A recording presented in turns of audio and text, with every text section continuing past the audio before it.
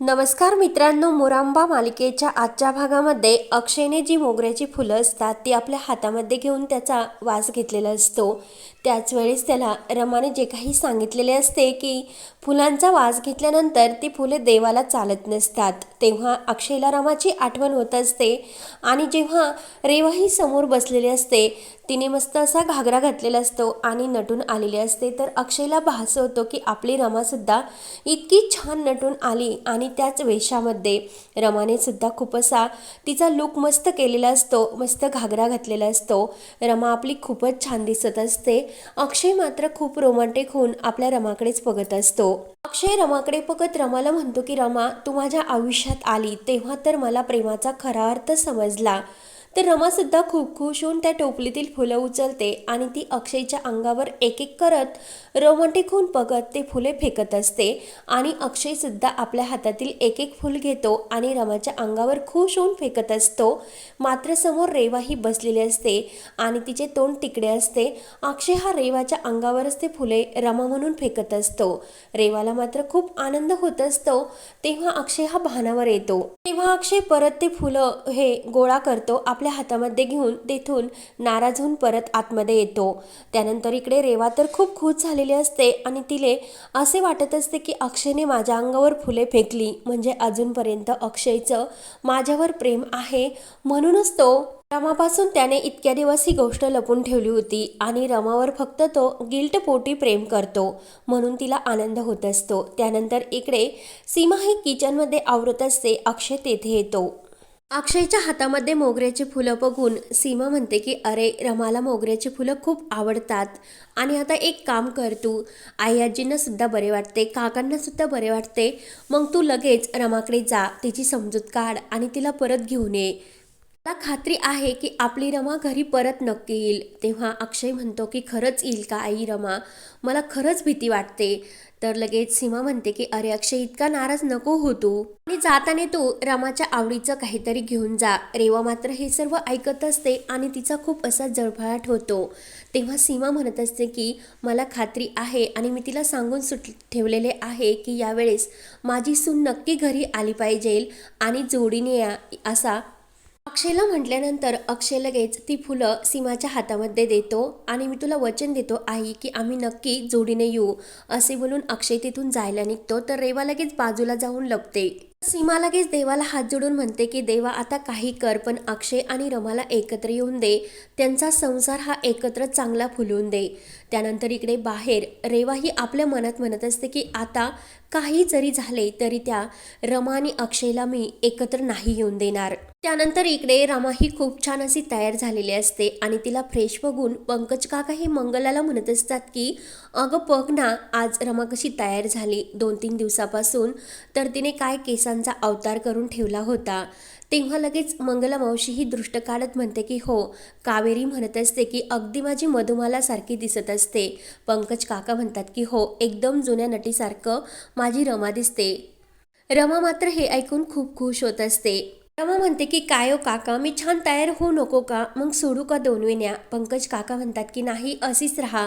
तेवढ्यात दरवाजाचा आवाज येतो. रमा लगेच धावतच घाईने दरवाजा उघडते तर अक्षय हा बाहेर आलेला असतो. रमा लगेच घाईने मिठी मारणार तो बाजूला होते, तर अक्षय प्रेमाने रमाच्या हातांचा किस घेतो. अक्षय म्हणतो की रमा, माझं फक्त तुझ्यावरच प्रेम आहे आणि आता रुसवा फुगवा सोडून दे आणि आता तू माझ्याबरोबर घरी येते आणि त्या रेवाला आत्ताच्या आत्ता मी घराच्या बाहेर काढणार, त्यामुळे तू प्लीज माझ्याबरोबर घरी चल. मी तुझ्यापासून का लपवले, कारण मला भीती वाटत होती. मी जर तुला हे सर्व सांगितले तर तू माझ्यापासून खूप दूर जाऊ शकेल, मी तुला गमावेल याची भीती असल्यामुळे मी तुला काही सांगितले नाही आणि हे तुझ्या डोक्यामध्ये का बसत नाही. अक्षय लगेच रमाला आपल्याकडे खेचतो आणि रमाकडे बघत म्हणत असतो की तू जर माझ्याबरोबर घरी नाही आली तर मी तुला उचलून घरी घेऊन जाईल.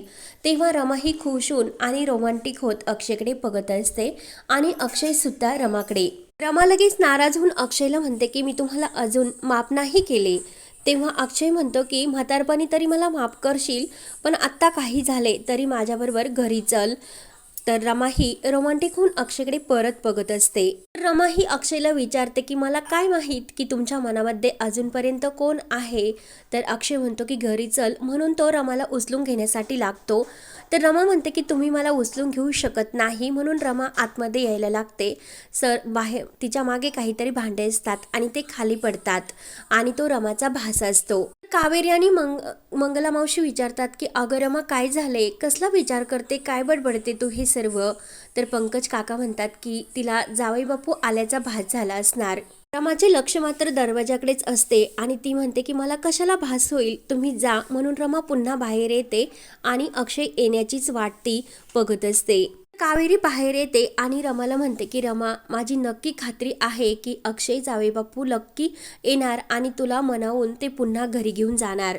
त्यानंतर इकडे अक्षय सुद्धा आपल्या रूममध्ये असतो आणि तो रमाला म्हणत असतो की रमा, मला वाटत होते की तुला हे सर्व अगोदरपासून सांगायला हवे होते, पण मला भीतीसुद्धा वाटत होती की मी तुला जर गमावून बसला तर. तेवढ्यात अक्षयचे दुसरे मन अक्षयला सांगत असते की अरे, लग्न करून तू रमाला घरामध्ये घेऊन आला तेव्हा तू तिला का सांगितले नसेल, आणि ते सुद्धा सांगितले नाही. त्यानंतर तू रेवाला घरात घेऊन आला तेव्हा सुद्धा तू रमाला हे सर्व सांगायला हवं होतं, आणि तरी सुद्धा तू त्या रेवाला घरामध्ये ठेवून घेतला. रमाने तुला जर हे सर्व तू तिला सांगितले असते तर तिने तुला म्हटली असते की मी तुमच्यामध्ये आली नसते. तिला जर हे सर्व अगोदरपासून माहिती असते तर लगेच अक्षय म्हणत असतो, मला त्या रेवाचा खूप राग येत होता आणि ती समोर जरी असली तरी माझं डोकं खूप असं तडीक होत होतं. तेव्हा अक्षयचं मन अक्षयला सांगत असते की आपल्या मनामध्ये दुसऱ्या व्यक्तीबद्दल काहीतरी असल्याशिवाय आपल्याला त्या व्यक्तीचा राग, प्रेम असं काहीतरी वाटत असते, म्हणूनच तू त्या रेवाला या घरामध्ये ठेवून घेतले. म्हणजे नक्की रेवाबद्दल तुझ्या मनात काहीतरी होते. अक्षय म्हणतो की असे काहीच नव्हते. तेव्हा अक्षय भानावर येतो आणि मी रमाला कसे समजावू याचंच त्याला टेन्शन येत असते. रमाला घरी घेऊन कसे यायचे याचाच विचार करत असताना तेवढ्यात तेथे अभि येतो. अभि म्हणतो की अरे अक्षय, काय झाले, कसला विचार करतोस. तेव्हा अक्षय म्हणतो की अरे, रमाला कसे समजावू आणि ती तर परत घरामध्ये आलीच पाहिजे. तेव्हा लगेच अभि म्हणतो की हो, रमा तर या घरामध्ये परत यायलाच हवी, पण रमाचं सुद्धा ही वागणं किती बालिश आहे. तेव्हा लगेच अक्षय हा अभिकडे रागाने बघतो. अक्षय म्हणतो की अभि, तू तिच्याकडून चांगल्या वागण्याची अपेक्षा करतो, मात्र आपल्या घरातील कुठे इतके शहाणे आहे. सर्वजण हे प्रत्येकाच्या मनासारखेच वागत असतात. त्यानंतर इकडे आरती ही मयुरीला आवाज देत असते आणि मयुरी ही वेश बदलून म्हणजे एका मुलाचा ड्रेस घालून मस्त अशी आरतीसमोर उभी राहते. आणि तुम्ही आरती वहिनीच का, मला मयुरीने तुमच्याबद्दल सर्व काही सांगितले, असे ती आरतीला बोलते. तुम्ही मला ओळखले नसेल पण मी मात्र तुम्हाला सर्वांना ओळखते. म्हणून मयुरी स्वतःचीच ओळख एक बॉयफ्रेंड म्हणून करून देते. मी मयुरीचा बॉयफ्रेंड समर, आणि आज आम्ही डेटवर जातोय कारण मयुरीला शॉपिंग करण्याची खूप ही आवड असल्यामुळे आम्ही दोघीजण तिकडे जातो. आणि मयुरीने त्याबद्दल तुम्हाला काही सांगितले नाही का. तर आरती ही टेन्शनमध्ये येत असते आणि तिच्याकडेच बघत असते. आरतीला थोडीशी ही मयुरीच वाटत असते, परंतु आणि त्या बॉयफ्रेंडचा वेश घेऊन असणारी मयुरी आरतीला विचारते की मयुरीने तुम्हाला काहीच सांगितले नाही का. आरतीने मात्र मयुरीचे हे वागणे ओळखलेले असते. तर ते मयुरी म्हणत असते की मी मयुरी तयार झाली की नाही हे बघून येतो.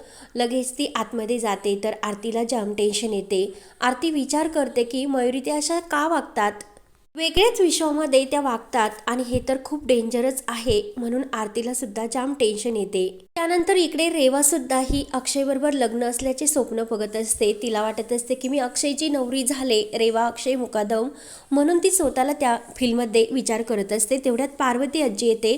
पार्वती आजी विचारते की अगं रेवा, हे सर्व काय आहे. तेव्हा रेवा म्हणत असते की मी आता ते स्वप्न बघते कारण अक्षयची नवरी मी होणार ना. तेव्हा पार्वती आजी म्हणते की अगं रेवा, हे सर्व खरे आहे आणि सर्वांना ते खरेच वाटेन. हे असे स्वप्नात वागण्यापेक्षा जे काही खरी ॲक्शन आहे ना ती तू कर, असे ती रेवाला सांगत असते.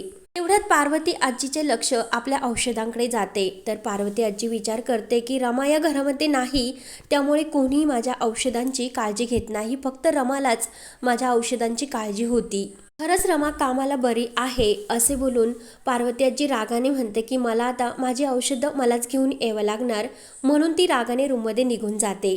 त्यानंतर इकडे अक्षय अभिला विचारत असतो की रमाने काय बालिशपणा केला रे इतका, आणि एक गोष्ट सांग मला, तो फोटो मी तुला व्यवस्थित ठेवण्यासाठी दिला होता, म्हणजे डिस्ट्रॉय करून टाकण्यासाठी, पण तो तुला डिस्ट्रॉयसुद्धा करता आला नाही आणि एक छोटासा फोटो तुला सांभाळता आला नाही, याचा जाब तो अभिला विचारत असतो. अक्षय म्हणतो की बालिशपणा तू केला आणि रमाला तू असा म्हणजे तिच्यावर संशय घेतो, आणि एक गोष्ट सांग मला, तो फोटो तुझ्याकडे होता, मग तो फोटो रेवाकडे कसा गेला? तेव्हा अभिला त्या क्षणाची आठवण होते जेव्हा रेवाने त्याला रडत तो फोटो मागितलेला असतो. तेव्हा अभि खूप घाबरल्यासारखा होतो आणि माझी खूप मोठी चूक झाली म्हणून तो अक्षयची माफीसुद्धा मागत असतो. पण त्यानंतर अभि म्हणतो की रमा खरंच खूप नाटकी होती आणि हे कधी का होईना रमाला माहितीच होणार होते आणि तो धमाकासुद्धा कधीतरी होणारच होता. पण जेव्हा मोठी आई आजारी होती तेव्हा रमा कशी वागली हे अक्षय तू बघण्यासाठी नव्हता, परंतु मी माझ्या डोळ्यांनी तेव्हा रमाला बघितले. तेव्हा अक्षय आणखीनच चिडतो आणि लगेच तो अभिला म्हणत असतो की फक्त आईची काळजी घेण्यासाठी घरामध्ये फक्त रमाच होती का, बाकी कोणीच नव्हते का? अभि म्हणतो की मी मोठ्या आईची काळजी घेत होतो आणि माझ्या मदतीला रेवासुद्धा होती, रमा नव्हती. तेव्हा लगेच अक्षयला अभिचा राग येतो आणि माझ्या बायकोबद्दल किती विचित्र वागतोस रे, तुझ्या मनामध्ये तिच्याविषयी पालिश करत असतो आणि त्या रेवाची जास्त बाजू घेतो. ह्या गोष्टीचा मला जास्त शॉक बसला. अक्षय म्हणतो की पण मला तुझं हे रेवा पुराण नाही ऐकायचं, आता फक्त माझ्या डोक्यामध्ये एकच टेन्शन आहे की माझ्या बायकोला कसे समजवायचे आणि या घरामध्ये तिला घरी घेऊन यायचे. तेव्हा अभि हा रागावून म्हणतो की जा आणि मग तिला घेऊन ये. अभि म्हणतो की मी हे सर्व रागावून नाही म्हणत, माझी खरंच इच्छा आहे की तू आणि रमाने एकत्र यावे आणि माझी ही सुद्धा इच्छा आहे की तुम्ही दोघांनी सुद्धा तुमचे हे नाटकं थांबावे. तुमच्यातील वाद, भांडणं आणि रुसवा फुगवा हे प्लीज संपवा. नॉर्मल असल्यासारखं वागा. या घरामध्ये आणखीन सुद्धा काही माणसं आहे, त्यांच्या आयुष्याकडे सुद्धा त्यांना लक्ष देऊन द्या. सतत रमा आणि अक्षय विचार नको. अभि खूप संतापलेला असतो आणि परत तो अक्षयला म्हणत असतो की मला असे नव्हते म्हणायचे, म्हणून तो परत अक्षयला समजावण्याचा प्रयत्न करतो. मात्र अक्षय हा अभिचा त्याला राग आलेला असतो आणि अभिची माफीसुद्धा मागतो की रमा आणि माझ्यामुळे तुला काही त्रास जर झाला असेल तर लगेच अभिला सुद्धा खूप वाईट वाटते आणि अक्षय त्याला तर खूपच वाईट वाटलेले असते. तर हा भाग येथे संपतो. पुढील भागामध्ये रमा ही आरशात बघून कुंकू लावत असते आणि जो पंचपाळा असतो तो खाली सांडला जातो. कावेरी म्हणते की काय ग, असं कुंकू खाली का सांडले रमा? तेव्हा लगेच रमा म्हणत असते असे झाल्याने चांगले नसते का? आणि त्याच वेळेस इकडे अक्षय हा रमासाठी खूप काही फुगे आणि तिच्या आवडते ते फुलांचा बुके घेऊन येत असतो आणि गाडीत बसतो. तर रेवा मागे गाडी घेऊन येते आणि अक्षयला उडून देते. तेव्हा अक्षयचा खूप मोठा असा अपघात झालेला असतो आणि तो अपघात हा रेवाने केलेला असतो. तर आता पुढे काय होणार, रेवाला तिच्या पापाची शिक्षा कशी मिळणार, हे पाहण्यासाठी चॅनलला नक्की सबस्क्राईब करत रहा. धन्यवाद.